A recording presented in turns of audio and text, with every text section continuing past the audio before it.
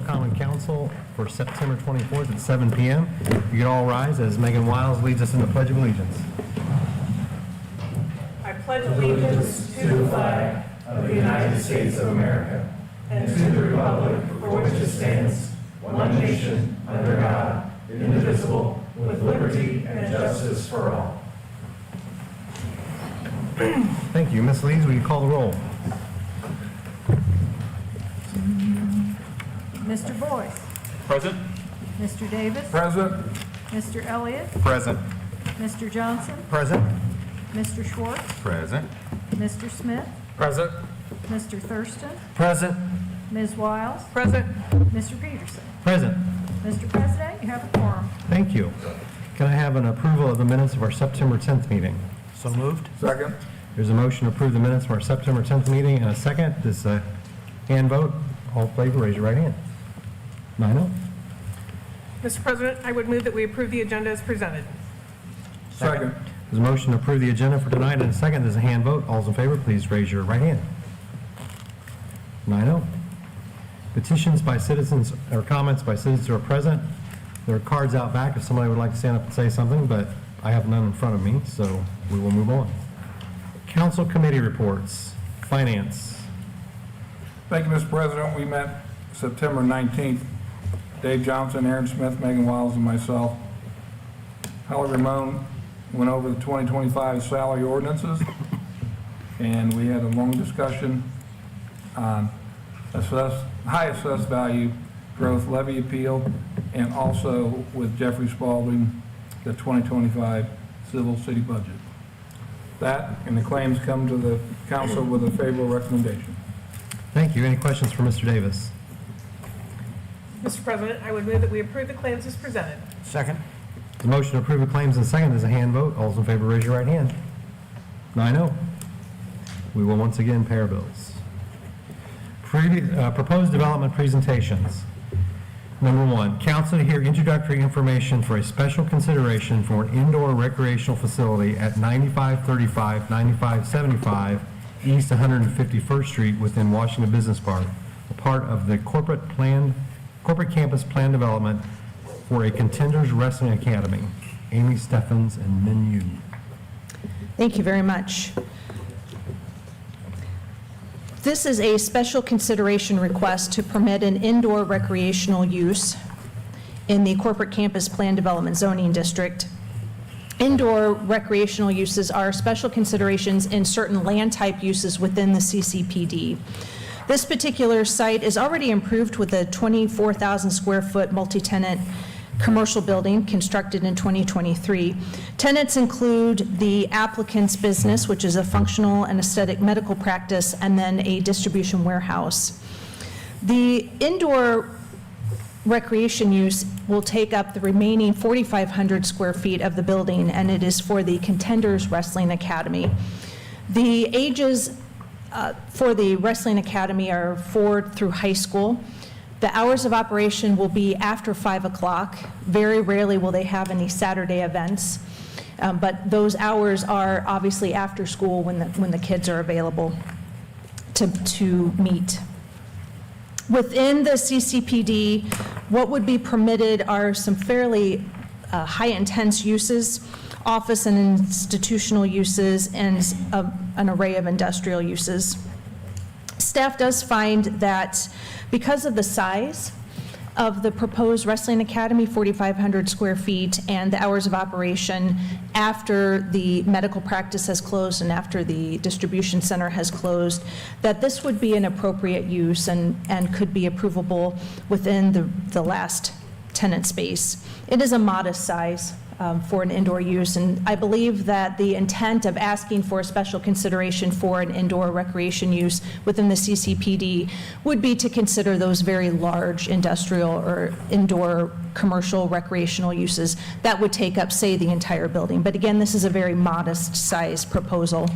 It did already go to the Plan Commission, which recommended approval of the project, so this would be considered an introduction.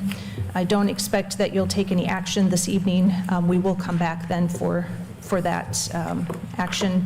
I'm happy to answer any questions. I know that Mr. Minu is here. He is the property owner, and he is also the business owner of the aesthetic medical practice within the building.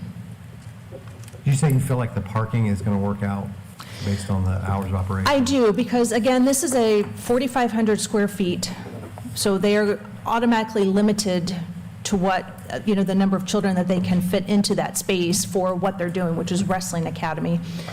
And those hours are after the other two businesses have closed. Additionally, the applicant owns, his business is in the bulk of that building, so it's imperative to him that parking runs smoothly and that the Wrestling Academy does not interfere with his own business and his own patients. Yes. And just to clarify, this is a use that is approved, it just requires a public hearing. This is an approved use, it has special consideration. It is a special consideration use Okay. within this land use typology within CCPD, yes. Thank you. Any other questions? Mr. President, one question. Tell me the age of the students again. 4 through high school, All right, so most of them are driving that way, so it'll be drop-offs. right, Parking right, won't be a big. yes. Thank you. Any Thank you. questions for the applicant or any light you'd like to shed on your project?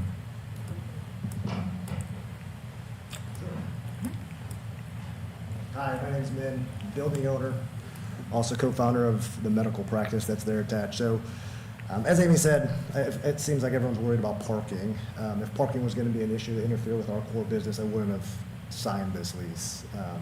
With that said, I am passionate about wrestling, and so this is kind of a good project for us. They're after hours, 5 to 9. Very limited weekend hours. They won't be hosting anything, and if they are, they'll have to get special approval, I think, as we had directed with this planning commission. So I don't anticipate any issues. I've been having conversations with the owner. So there will be some busy times. I mean, Indy Premier is still in that park as a sports use as well. I believe the pickleball is going to be there as well. There will be some busy times as the classes cross over. Obviously, there's some traffic, but again, it's after hours, right? 5 o'clock. Our office closes at 3. Most days, 2 o'clock on Fridays, and so I don't anticipate any issues. If there are, we'll handle them accordingly. So, I don't know, that's all we got. Thank you. Sorry, at the beginning, could you just give us your address? So it's in the public record, your address. The address of the building is The address of your address. my home address or the address of the building? The business is fine. 9535 East 151st Street. Thank you. Thank you. Thank you. Any other questions? Okay, move on to the next one. Council here, introductory information for amended development plan for 16 patio homes northeast of Prairie Lakes Boulevard within the Prairie Lakes Trilogy Plan Development. Amy Steffens, Joe Nowacki, Trilogy Health Services.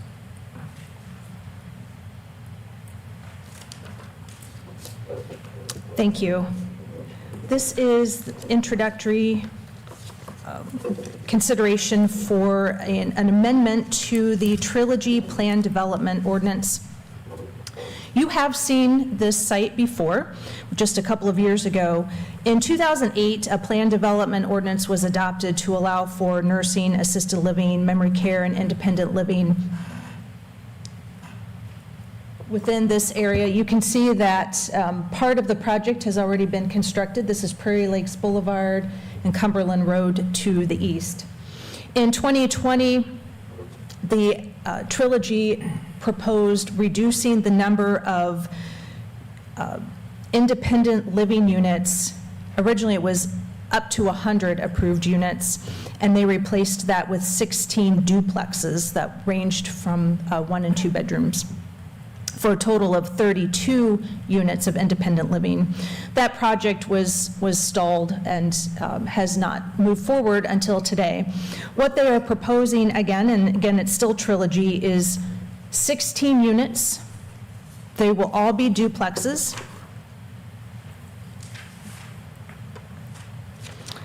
And they will not be fee simple. These will continue to be under the control of Trilogy, with some fairly significant standards for the units themselves, and I will let Trilogy Health Services explain more about that. But again, this is a project that you have seen before. Same number of units as proposed in 2020. There's a little different layout. At the time in 2020, I believe that parking was an issue. There was some concern that there wouldn't be enough parking for visitors.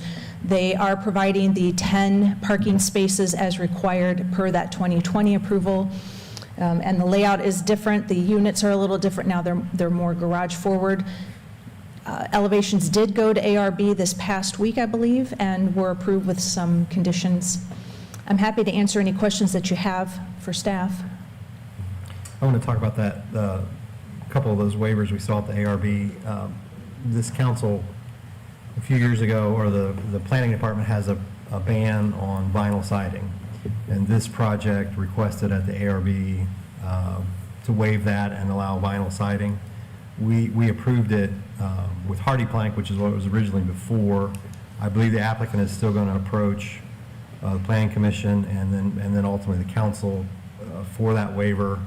So I just we've got a few new council members. We haven't really had a project propose vinyl, and just have a discussion how everybody feels about it.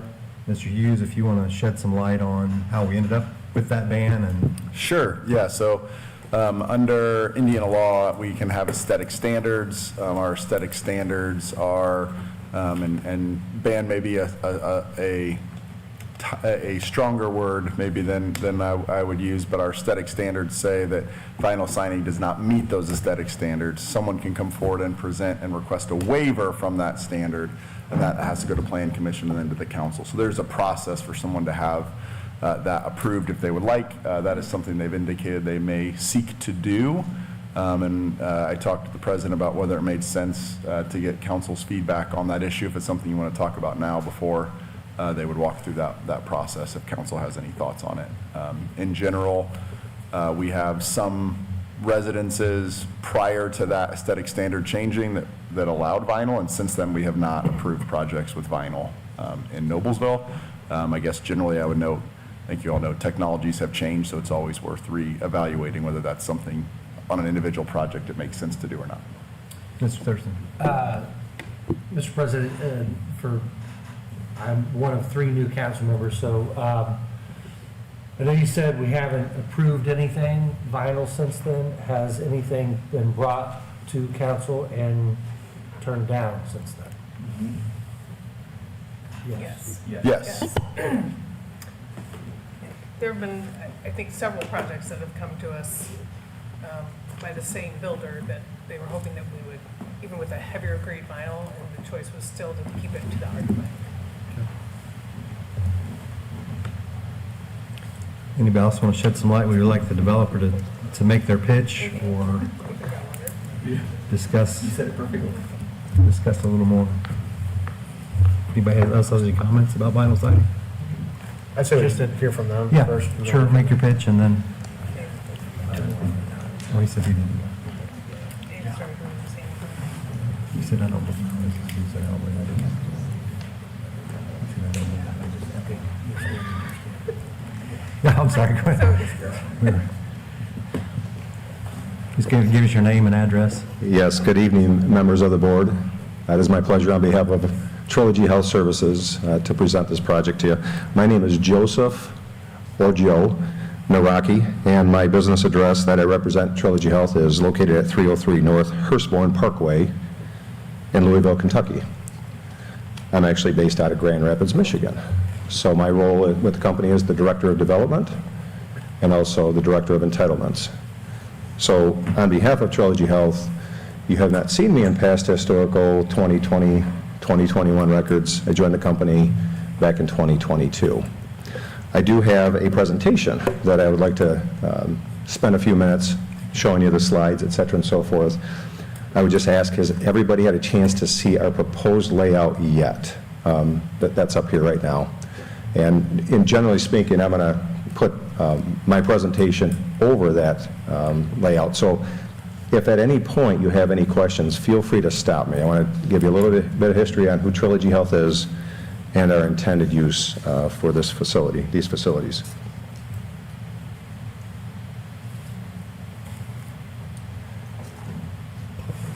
I'm going to try to do this both ways. So Trilogy Health is, we are owners and we're operators. Let me zoom in here a minute. I think I'm doing it the right way. All right, let's work with that. So we're operators, we're owners of senior living facilities, 126 to now 130. Actually, since I presented this, we just recently opened 4 facilities in 2 different states. But we're throughout 5 states in the Midwest here. We're nearing 16,000 employees corporate-wide, and we have 64 existing Indiana-based medical facilities, of which 14 are villas, or commonly referred to in our world as patio homes, for those that are 55-plus years of age. As developers, before we operate the facility, we seek or currently own private properties for the very long term, and we make a large investment into the community for the benefit of our end users. Those are the aging seniors who need health care, and for their families and for their caretakers. We hire construction managers via the competitive bidding market, and we include and prefer local first contractors. As operators, after we develop the facility, we service and we accommodate over 12,000 senior residents and guests daily. We offer skilled nursing, assisted living, memory care, and independent living, preferably for the long and some guests in the short term. We offer independent living patio homes, villas, as rentals, which are owned and operated by Trilogy Health, as transitional homes ultimately into our healthcare community. We also offer independent living in the majority of our 2-story campuses. We govern our patio homes like that of a medical-owned facility, making sure that our bylaws and all the ensuing final agreements within the local jurisdiction are abided by and enforced. We accept private pay, hospice pay, managed care, Medicare, and respite care. Each campus is led by an executive director who also oversees the patio homes and their tenants. Each campus has a director of plant operations overseeing each medical facility and our independent living units. We are a 2023 certified Great Place to Work. 86% of our employees say this is a great place to work versus 57% national average. We are a 2023 National Bronze winner for the American Healthcare Association and a 2024 Newsweek America's Greatest Workplaces for Diversity. Now, specific to our Noblesville, Indiana standalone project, we currently own the property adjacent to our medical campus that will support these 32 individual rental units and a community center connected throughout our overall campus. We envision no major negative impacts of the current neighborhood feel, nor the land values. Rather, we will positively influence the neighborhood with our operation and the end finished product shared in our submittal. Our design has a proven track record of working for our current renters in already established communities. Our traffic impact will be minimal, as many renters, although offered a garage space and 1 exterior parking spot, as evidenced by our total and current 26 each patio home communities. Food service and trash, neighbor-conscious design, AM hours for pickup and delivery between 7 and 10 a.m. is to be located on the north side of the community center and will be masonry screened and gated.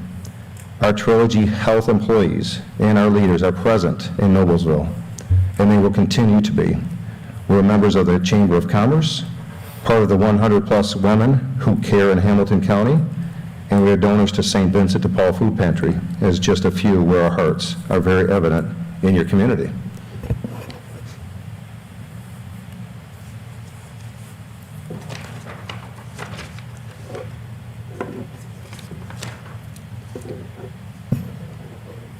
Along with my presentation tonight is my civil engineer from the Manikin Smith Group, Mr. Mark Smalley.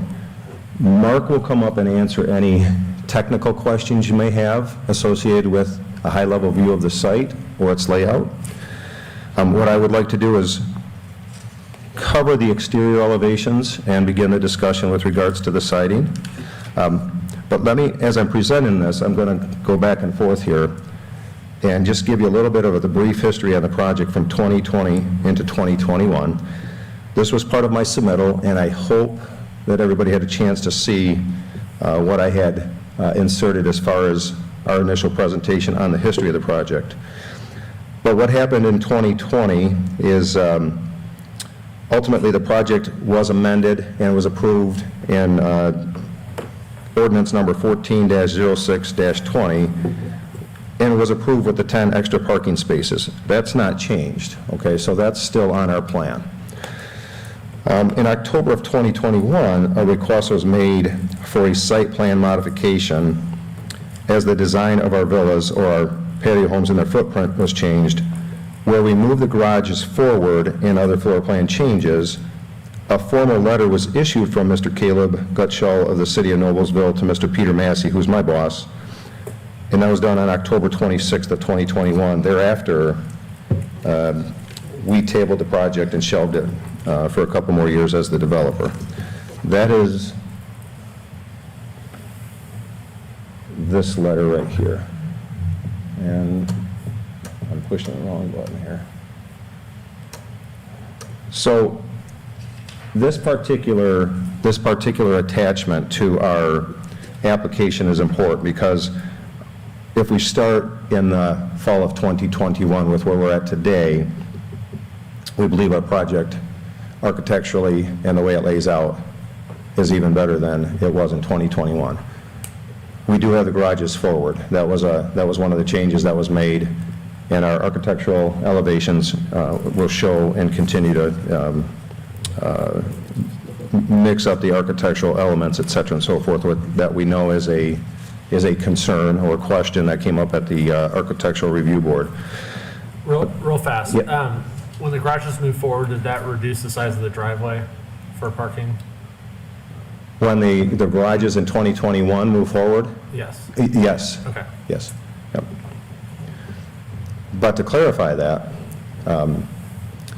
we still have ample room inside of the garage for one stall for one of the renter's vehicles, plus enough room for a second vehicle on those driveways as a result of that. So there's not insufficient depth for a second vehicle for our renters per condo, okay?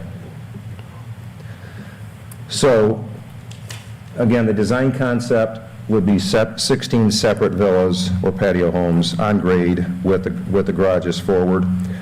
I don't want to go through every bullet point unless you feel there's a need to, okay? I just want to make sure everybody had a chance to review this, because this took some time to really kind of identify where we were and where we want to go with regards to our layout and with regards to the roadway, et cetera, and so forth.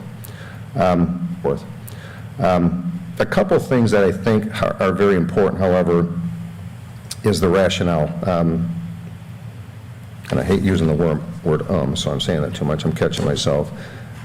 But the current plan development that we're looking to seek the amendment on, again, allow for 100 independent units and 3 stories tall. We don't want to do that. We want to stick with our 32 dwelling units. And I think this is an important piece that is not only a local issue, but it's also a national issue, and that is a housing shortage. Building apartments, building homes is not the only solution to a housing shortage. One of the things that we believe should be strongly considered for these projects, and I respectfully and kindly ask your approval of this project, is we can free up 32 homes in your area for others to buy. And I think that's an important piece to consider. There's a market for the 55-plus community. If we had 32 existing homeowners my age or older, my wife and I got into a 55-plus community 4 years ago, and that freed it up for a couple and their 4 kids that are in their 30s. So allowing this project to move forward and making it part of your community also frees up homes for those folks to be able to sell and continue to allow people in your community to either buy, or folks from outside of your community to come into your community and purchase their homes. So I think that's an important piece to consider when making this decision. With regards to the exteriors of the elevations, I know it went through the Architectural Review Board last week, and I know there's a discussion with regards to the vinyl siding. Now, we have had success with the vinyl siding that we specify and that we use. And the reason I want to bring this warranty up here, and I think it's in my bag, so bear with me a moment.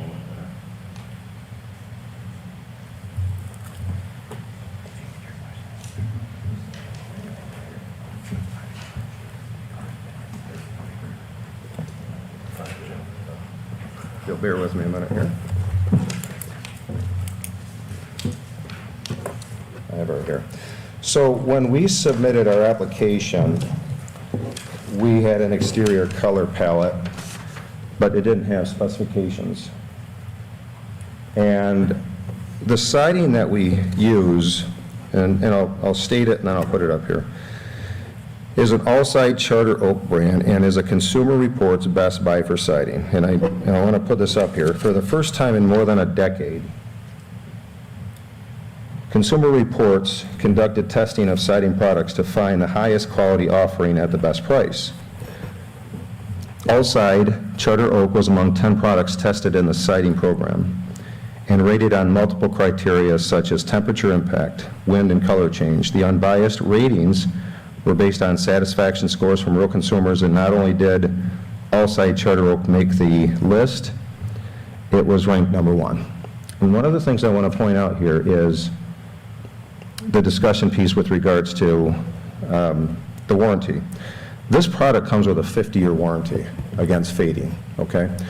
So in the world that we live in is developers and then operators and then maintainers. We have a staff that's dedicated to maintaining our facilities and they're employees of Trilogy Health. When we are given the option in the zoning ordinance for this particular siding, we prefer it. And the reason we prefer it is because we have a track record of having to repaint the cement board type of siding that you might be looking to do on this project on average every 5 to 7 years. And we have a record of that. With this siding, we don't. With the siding that you're looking to potentially have us change to, you can't spot, touch up, damage. You have to repaint the whole elevation. With this product, you don't. So we're not bringing your standard siding. You might be thinking, you know, a standard CertainTeed brand 20-year. This is the best of the best. It's a wood-grained siding that still gives you the same architectural look as the Hardy board. And you can see it in Kokomo if anybody's in that general vicinity. I actually submitted pictures of what Kokomo looks like today, and we can get you further evidence, and we can do a touch and feel session. But as operators and then also facility managers, for the long term, this is the product that we prefer to use. And the basis is the 50-year warranty.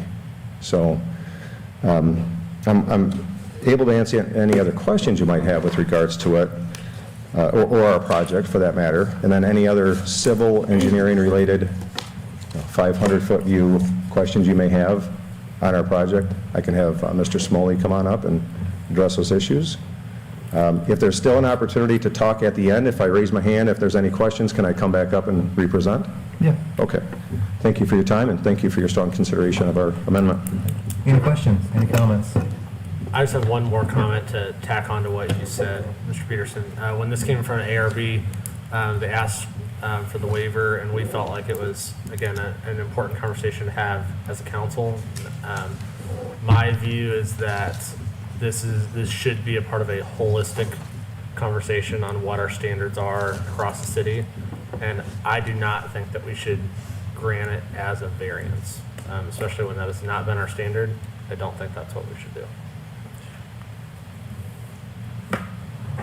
Mr. Boyce? Thanks, Aaron. Just since I'm the one that usually adds the historical content, I think, to this, before I came on, the year before I came on, then the planning department was very unhappy with many of the additions that came up with the current vinyl housing and with the ways it was going.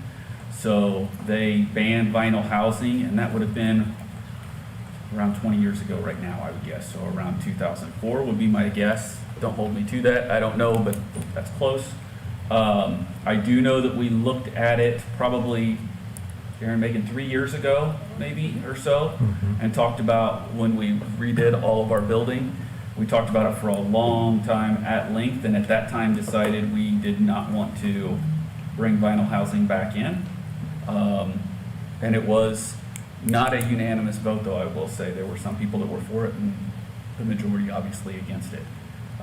So I'm more than happy to have that conversation again, but that just wanted to kind of provide that historical. And as Megan said, I do know of a few different housing developers that have come to us both with variances and come to us in the beginning saying that they wanted vinyl product, and we have in the past, since that 20-year ago ban, said no, to, in every case to my knowledge. That's all I have. Thanks. Mr. Elliott? Yeah. What material is used on the existing other units? Our current skilled nursing home? Correct. It's not vinyl siding. Okay. Sure. I don't know the answer to that. Okay. It's a variety, I will tell you, it's a variety. Sure. If you can give me a few minutes, I can pull it up on Google Earth. No, and- that's okay, but there is no vinyl siding used currently on any of those products? Not that I'm aware of. Okay. Yep. Got it. Okay. And I'll take the other viewpoint here in ARB. I feel like, vinyl has gotten a bad rap. And on this particular project, there is not a lot of vinyl. And we could consider it on, 3 sides, not the front or something like that. But to Aaron Smith's point, it opens up, we start a snowball of other projects. So that's just the other side of the story. Anybody else? Okay, thank you.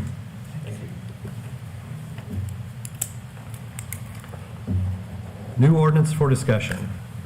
Council consider ordinance 560924, an ordinance establishing the 2025 budget. Move Matt to Light. introduce?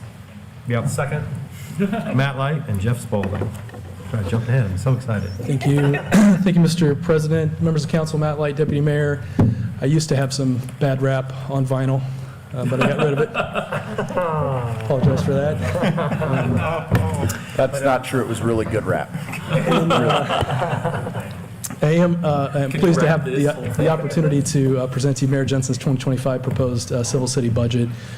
First, I want to give some recognition and appreciation for a lot of hard work and thought that went into this proposed budget, as you all know, particularly within the Central Finance Office, Jeff Spaulding, who I'm going to co-present with this evening, as well as one of our newest employees in the Office of Finance and Accounting, Tom McDonald, who jumped right in and did a lot of great work on this budget, but also the departments that work throughout the year to manage the costs of the services and the goods that they're utilizing, to identify new priorities that they're going to present to the mayor's office, to OFA, and ultimately to the council. And to all of you for the good questions, the thoughtful consideration, feedback.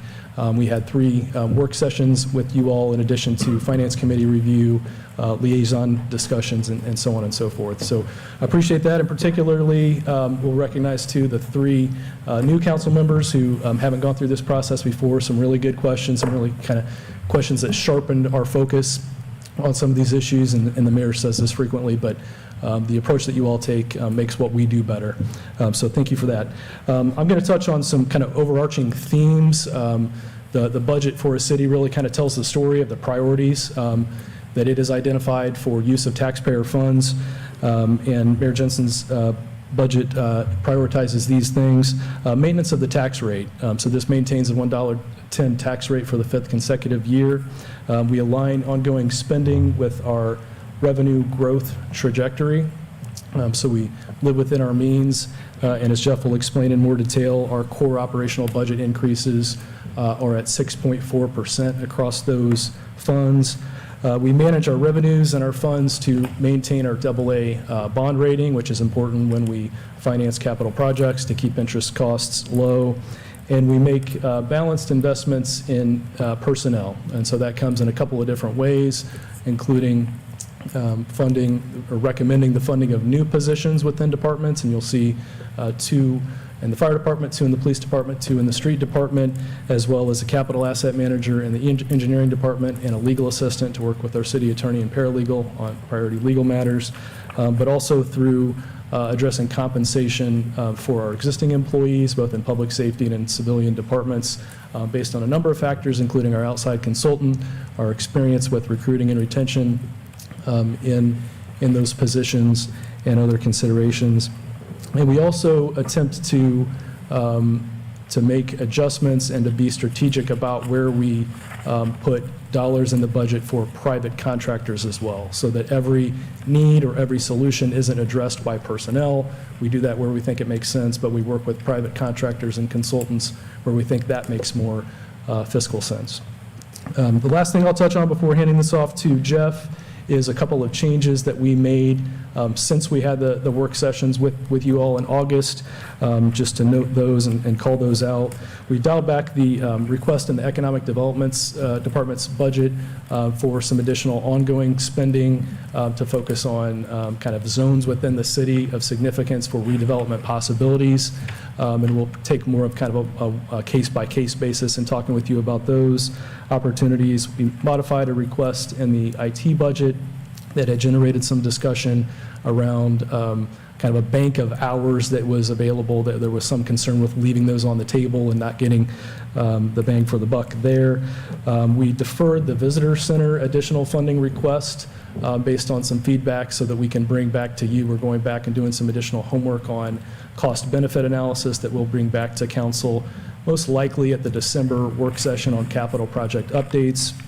And we made $200,000 in additional cuts in the 200, 300, and 400 series to stay within that ongoing growth trajectory. So we look forward to further input and feedback from you all and input from the public as they review the proposals. Happy to answer any questions, but with that, I'll pass it off to Jeff Spaulding. Thank you.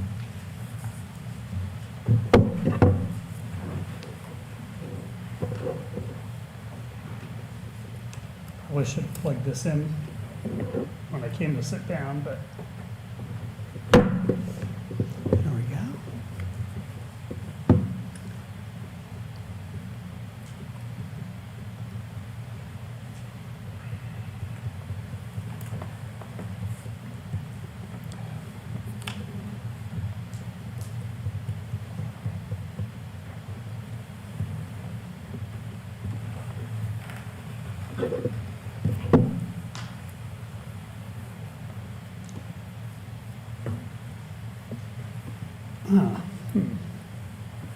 Let's try that again. Well, of course, I tested this out earlier and having a very odd technical challenge. Oh, there we go. Well, you know why it won't stay on the screen? Well, not. It'll stay on the screen if I hover. You just said we reduced our budget. Finally, it's finally staying on the screen. I have no idea what was going on. What are we at on the IT budget? Oh, let's see if we can advance. Yep. All right. Mr. President, members of the council, Jeff Spaulding, CFO and controller, and I'm going to go over a couple things with you this evening. First of all, a brief overview of a slide deck that hits the most important parts of the budget.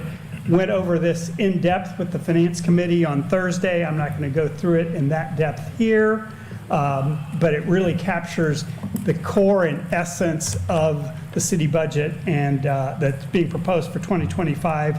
And I'll make this point again later, but this is the budget that we're going to be managing to, and that will become relevant. I have another slide that shows the budget ordinance you'll be considering, but it's this budget and these numbers that the city will be managing to, and this is the way we think about the finances of the city, understand them, and try to hold ourselves accountable to the numbers that you'll see presented in this presentation.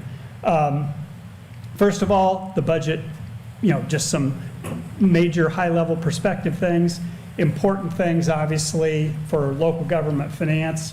Income tax and property tax are major revenue sources. So what you see here is some highlights of, what our growth rates in some of those key metrics are, because those metrics factor in to our ability to, fund both the ongoing operations of the city and make continued investments in the city.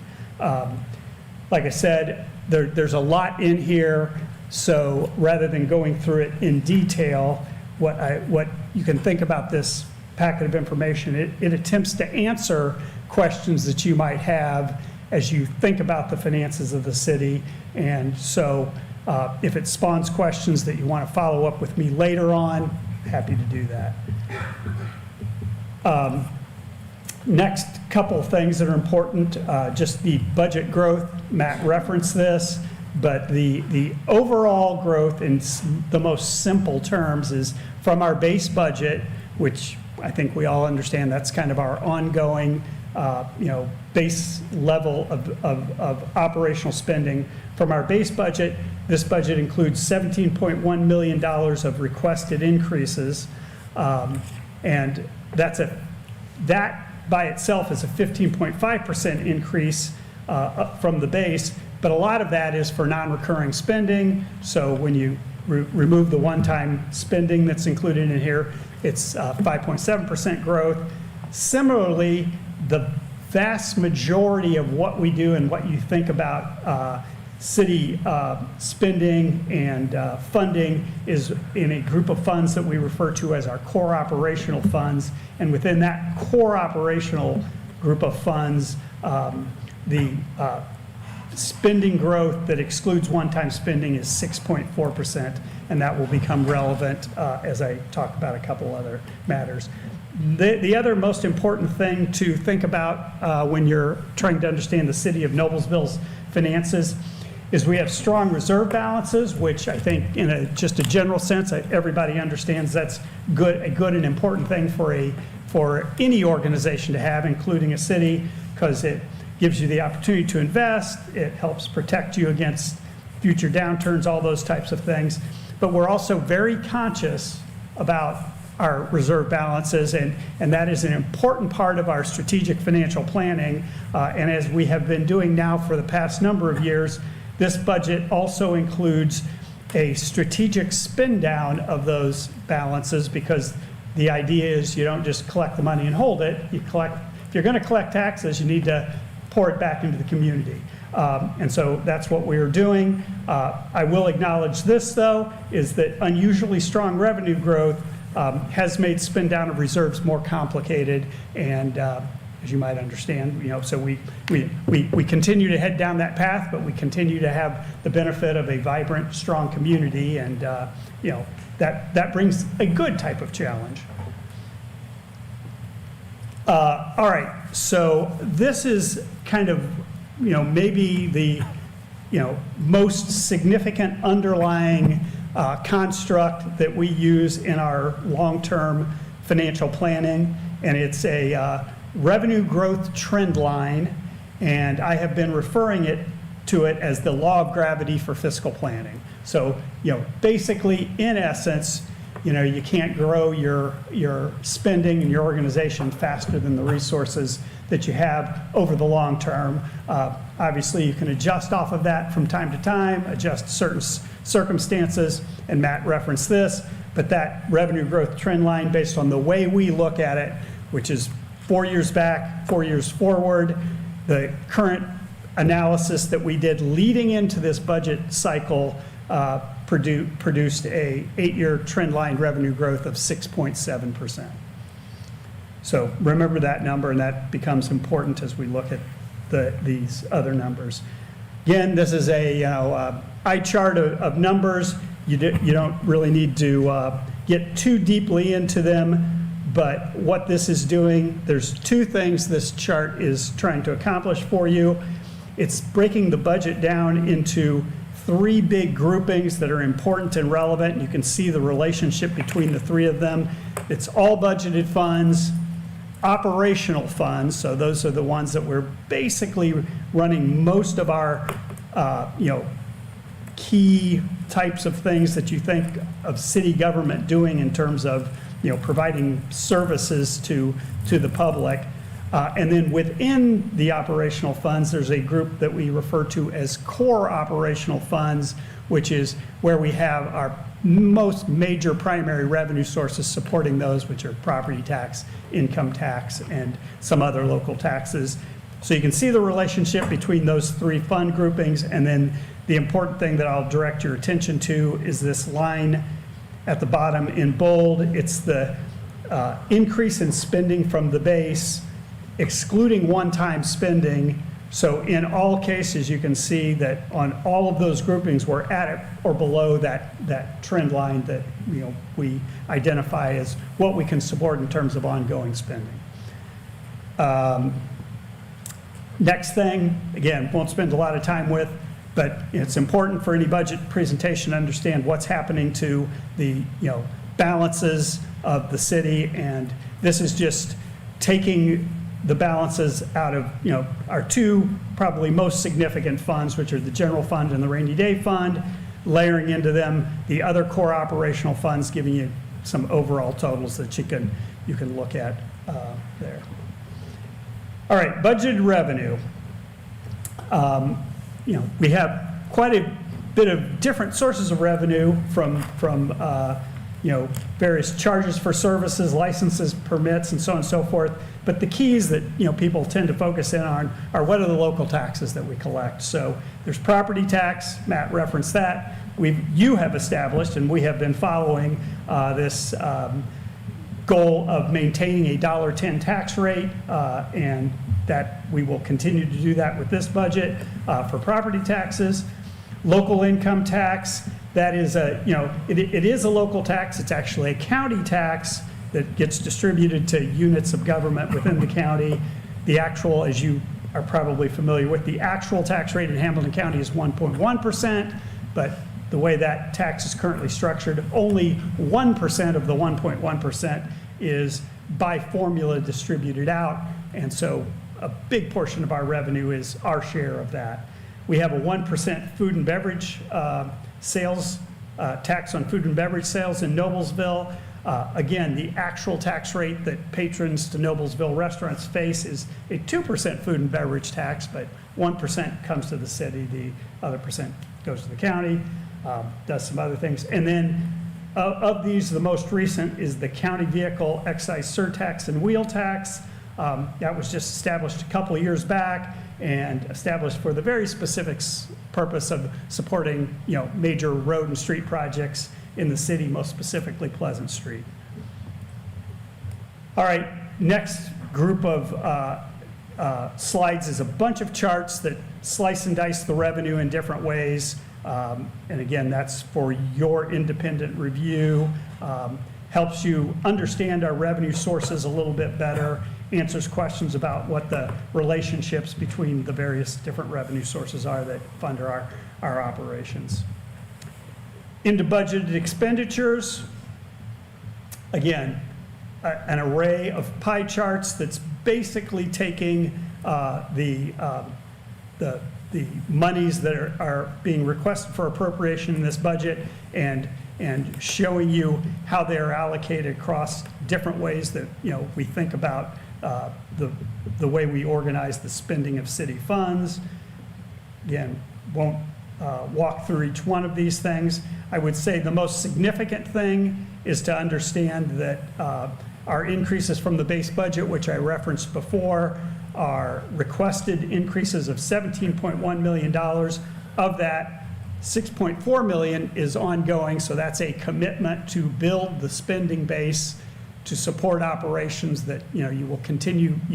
By making the decision now, you're making the decision for the future as well. And then there's $10.7 million of one-time spending, so there's significant items in here that are intended to address immediate needs, that are established by the department or priorities of the mayor, but they wouldn't necessarily have to continue into the future. Again, more charts that just break down the spending in different ways. And then, as I just referenced, for the ongoing spending, Here's a quick summary of what that $6.4 million is going toward, and what you can see is, the largest share, little more than half, is going toward pay adjustments for the city workforce. Then there's, relatively significant cost increases for services like software licenses, vehicle leases, other contractual services. And then Matt also referenced there's 8 new full-time positions requested in this budget, and that builds base spending. Then for the one-time increases, this is the strategic spend down plus a little bit more in terms of one-time increases. And you can see here what those are going for.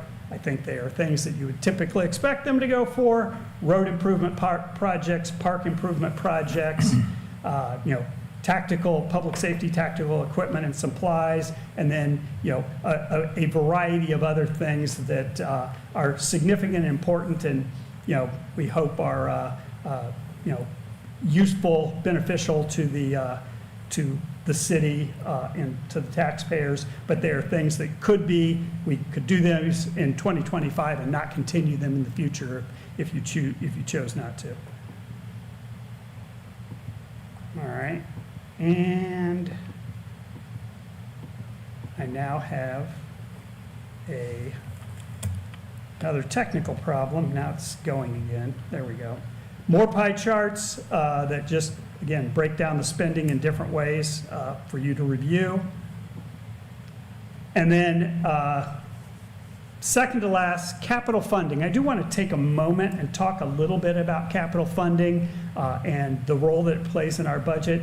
This is something that I think we can all be particularly proud of. I think we're relatively unique in this, is that we are integrating in a very significant way capital spending into our annual budget process, which is not typical. In most cases, and even in years past in the city of Noblesville, oftentimes the annual budget that gets presented is just operating spending, and then as capital projects come along, city officials come back to their fiscal body, ask for the monies to be appropriated, and move forward that way. We are recognizing that capital investment is an important part of what we do here in the city to make the city better. So we built capital funding into our budget in a pretty significant way. So that makes it interesting. It's a little harder to compare our budget to other units of government that don't do that. Within this budget, there is right now, and all of those pie charts that I referenced before, $21.5 million built in that would support capital spending in 2025 and a little bit beyond that. And those planned projects as they stand right now, again, I keep getting these, very interesting, a freeze on me. Sorry. There we go. Well, I have no idea what's going on. And now it just all went blank. So, I'm going to go to the other document. I'll come back to this one. I do not know what just happened there. Patrick coming in. Remember the blank issue we had before? Budget's been erased. We have the budget. Yeah.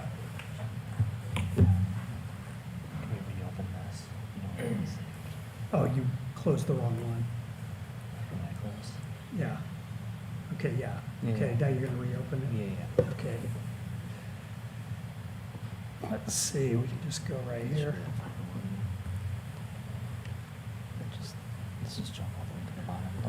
I am. There we go. All right, so here's where we are. Sorry about that. Crazy gremlins. So provided in your packet, also provided online, the current list as it stands of the capital projects that are funded by that $21 million. And then the last thing that's in here is, I call these other notable items. I'm not going to walk through them, But again, within the information that's provided here on the overall city budget, there are other, I think, important, significant cost drivers that are useful for you folks to understand, for the public to understand. They are listed here. Again, if you have questions about them, we can dig into them a bit deeper. And then finally, just want to let you know this was prepared by myself and with the able help of Tom McDonald, as Matt mentioned. Tom started here just on August 19th and is already helping me with these kinds of efforts.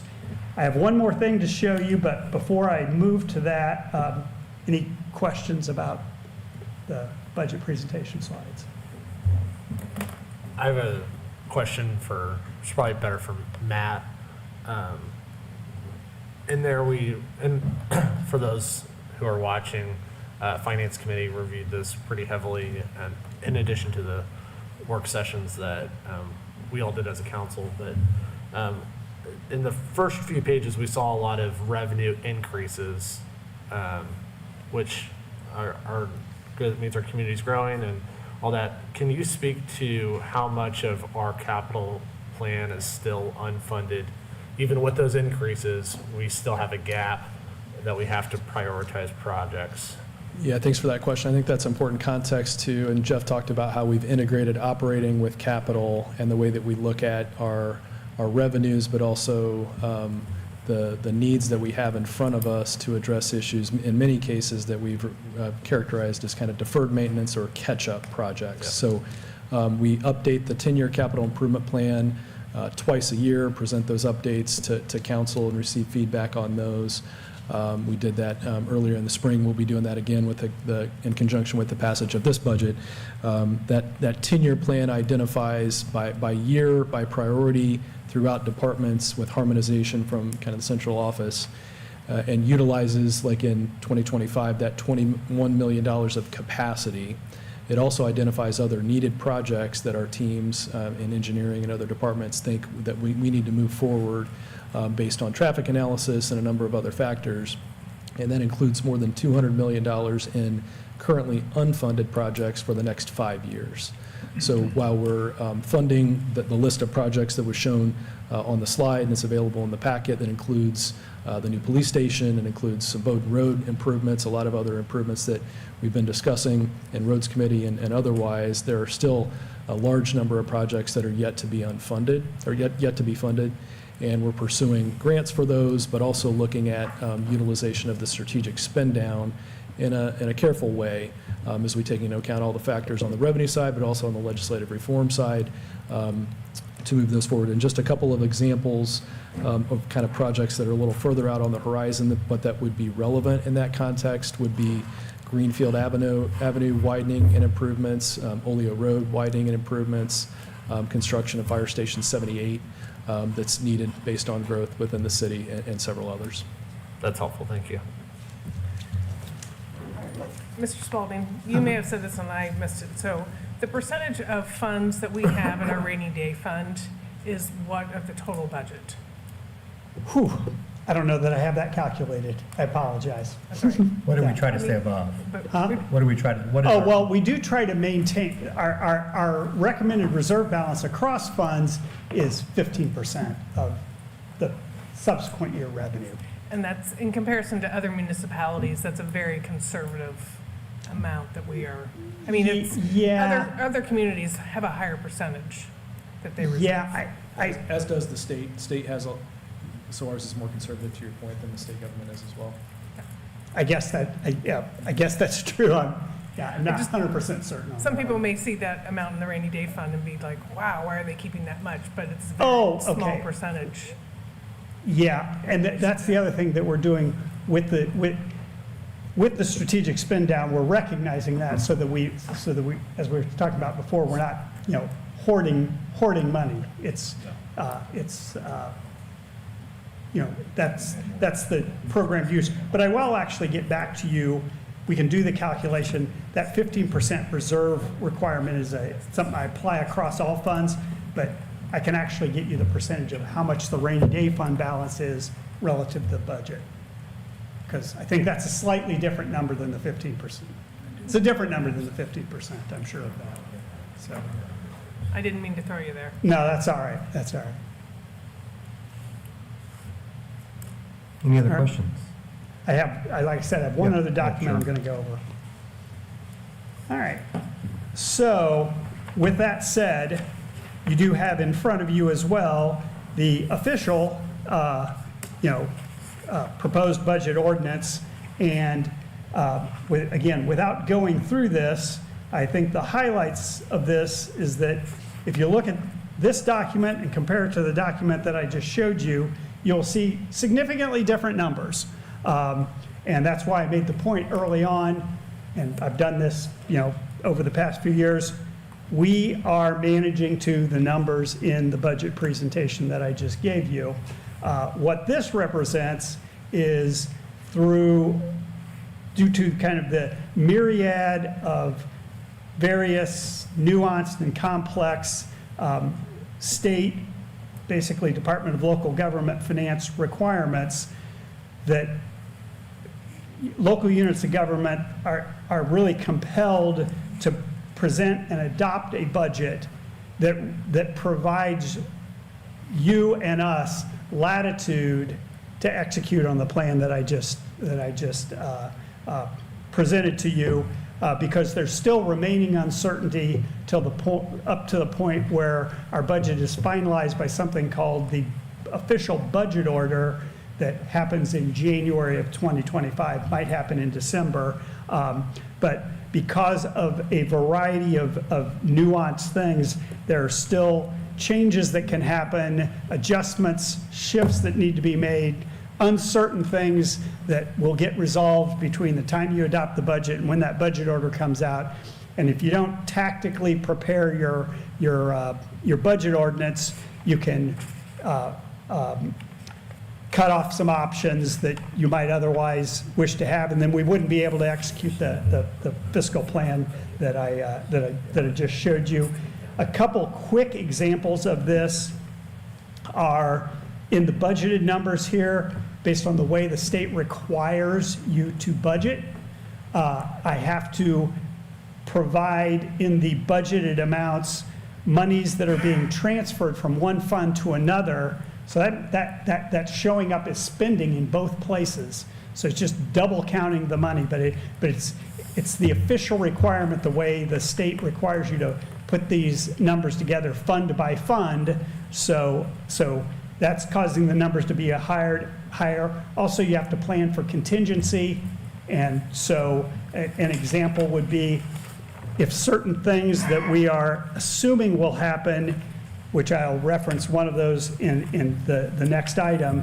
If we assume those will happen in our budget, but if they don't, then you have to make some adjustments going forward to other decisions we're making about our one-year short-term capital improvement bonds, so on and so forth. So that's another example here. That's budgeted at $14 million, but the current plan is for that to be about $10 million. But you over budget for it so that you have the room to adjust. So it's really, I'm trying to give you just a general flavor of why the numbers on this don't match the numbers in that presentation. But if anybody really wants to understand that in depth, which I would advise you to not want to do that, I'm happy to go through that in detail with anybody. So with that, I'll take any more questions. Any more questions? Well, I really appreciate the way the city handles this budget process. The council met with their department heads, really drilled down on some of the comments. We had the work sessions. I feel like if anybody has any questions, there's always somebody at City Hall that will answer those questions, and I really appreciate the way the city handles this budget. Mr. President, if Mr. I could Thurston. add on to that, I would also add that not only those work sessions, but I'm sure Matt's tired of me calling him at 6 o'clock, asking a few more questions, but every time I've called, he's been very good at going over and answering my questions. I actually set up a meeting with Jeff and went through a lot of this presentation again, especially as a first-time council member. I really wanted to make sure I understood this. And I really, really believe that the city, everybody took time, whether it was a department head or somebody's from the mayor's office or from finance and accounting, to sit down and make sure I understood what we were going through. And I really appreciate that. Thank you. Any more comments or questions? With that, I will open up the public hearing for the 2025 operating budget, ordinance 560924. Mr. President, seeing no one get up, I would move that we close the public hearing for ordinance number 5609-24. Second. There's a motion to close the public hearing for ordinance 560924 in a second. There's a hand vote. All those in favor, raise your right hand. 9-0. And although we've closed the public hearing, anyone is welcome to contact administration or council members if they have any more questions. We will have the second reading and vote on this at the October 29th meeting. Thank you. Council consider ordinance 570924, a salary ordinance for appointed officials and employees of the city of Noblesville for 2025. Move to introduce. Second. Holly Ramone. Good evening, Holly Ramone, Human Resources Director. Before you is a letter that I've tried to do my best to outline all of our changes. The salaries indicated on the ordinance are biweekly, and they include those cost of living adjustments that we spoke about during our work sessions and budget meetings. It also includes adjustments for some select positions that were identified for updated benchmarking for retention and recruitment purposes, and to reflect some adjustments to additional job duties. The salaries listed for our sworn positions are ones that we agreed upon during the meet and confer agreements for police and fire department. And in addition, we have a few other adjustments and changes that were outlined again in your letter. One is a $50 increase in meeting payment for our Board of Works members. I don't believe they've had an increase since maybe 2020 or before that. We also have some position title changes, some new titles that I know Jeff and Matt mentioned, removal of some positions, pay grade changes, and then under our sections number 2, we updated the information regarding our health insurance for elected officials. That was added to our elected salary ordinance, which we're going to talk about here in the next agenda item. Also under section 7, the annual compensation rates for those specialty pays for the fire department, those were updated. And then under section 8, the number of years that count as a maximum for longevity pay for civilian employees was increased from 20 to 25 to match police and fire. Thank you for your consideration. I'm happy to answer any questions that you may have. Any questions? We will have a second reading and vote on this at the October 29th meeting. Council to consider ordinance 580924, a salary ordinance for elected officials for the city of Noblesville for 2025. Move to introduce. Second. Holly Ramone. Again, these salary amounts are ones that we discussed during our budget and work sessions for our elected officials. In addition, we added that wording regarding our health insurance benefits and premium percentages for eligible elected officials. And I'm happy to answer any questions that you may have. Any questions? We will have a second reading and vote on this at the October 29th meeting. Thank you. Thank you. Miscellaneous number 1, council to consider resolution RC 4124, a resolution regarding the 2025 high assessed value levy growth appeal. Jeff Spalding. Yes, Mr. President, members of the council, again, Jeff Spalding, CFO and Controller. This item is a companion item to the budget, and what it reflects is, and we've talked about this in depth at the Finance Committee meeting, what it reflects is your authorization to me to submit a request to the Department of Local Government Finance to allow the city, if we qualify, and calculations have already been done, we do qualify mathematically, but to allow the city to increase its property tax levy at a level above what is called the standard maximum levy growth quotient, which is a property tax control that's established by the General Assembly that is broadly applied across the board to, every unit of government in the state that levies property taxes. This is, one of a handful of ways that the legislature, tries to keep its eyes on, understanding that, you don't want property taxes to get out of hand any place. But there's also recognition that when you apply something as a one-size-fits-all, you'll have certain circumstances that doesn't match very well. One of those circumstances is communities that are very fast-growing, which Noblesville happens to be one. There's a mechanism, which I reference in the resolution, but there's a mechanism. We have to do a calculation to determine whether you even cross the threshold of being able to apply for this. We do. We have the last couple of years, so this isn't new to this council. But for the pay 2025 tax year, if we are going to do this, one of those requirements is the council authorize it, and then I present the council action as part of the packet that I submit for this request. And in this case, it also ties back to the presentation I made about the budget ordinance.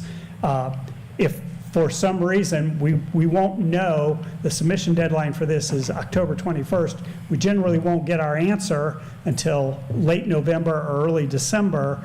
So that is one of the reasons why that budget ordinance looks the way that it does, is that depending on the answer that you get on the high AV levy growth appeal, that changes some of the decisions you make about how you set your tax rates and so on and so forth. So that ties back into that statement that I was making earlier. But with that, if you have any questions about this resolution, I'm happy to answer it. But it's really you just authorizing us to proceed with that levy appeal request. Any questions for Mr. Spalding? I don't have a question, just a comment on that. I think that I've gotten a few questions on that over the span of the 4 years that I've been here. And I think a lot of people think that it's only big communities that get that. In my studying, there's a community like Yorktown qualifies for that as well. So it doesn't necessarily mean that you're big, to Mr. Spalding's point. It's just that you're fast growing and you're trying to keep up with what you have coming. Any other questions or comments? Mr. President, I would move that we approve Resolution RC-41-24 as presented. Second. There's a motion to approve Resolution RC 4124 and a second. There's a hand vote. All those in favor, raise your right hand. 9-0. Thank you. Council to consider the 2025 meeting schedule. Evelyn Lees. Good evening. Before you is the proposed meeting schedule for 2025. According to our city code, your meetings are to be the Tuesdays following the second and fourth Mondays. But we can adjust it to accommodate holidays. So Veterans Day fell on a meeting day. So the November meetings had to be moved up a week. But then that made 2 meetings in a row at the end of October, 1st of November. So we moved up October 1 week. December is always up a week to accommodate the holidays. So that's where it is and why. And Mr. Hughes should appreciate the efforts.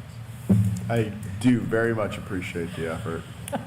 Just one note, it's in the packet.